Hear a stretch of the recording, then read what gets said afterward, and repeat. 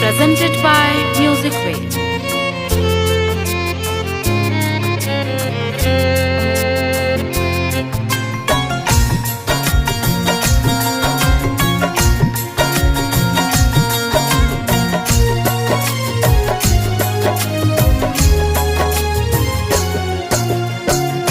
तेरी मोहब्बत को मैं भुला नहीं पाऊंगा, तेरी मोहब्बत को मैं भुला नहीं पाऊंगा।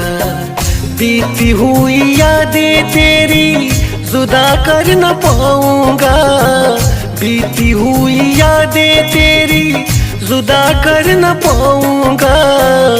तेरी मोहब्बत को मैं भुला नहीं पाऊंगा, तेरी मोहब्बत को मैं भुला नहीं पाऊंगा।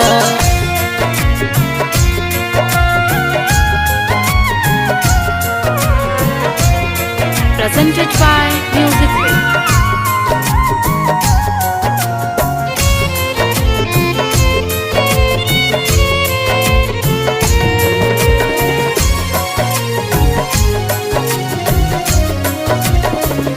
मेरी वफाई तूने कैसी भुला दी, जो रोना चाहे उसे तूने भी रुला दी।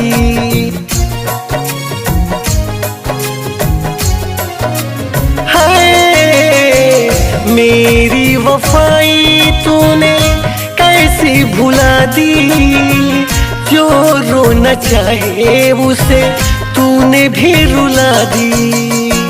तेरे लिए हर सितम मैं सह ही जाऊंगा, तेरे लिए हर सितम मैं सह ही जाऊंगा।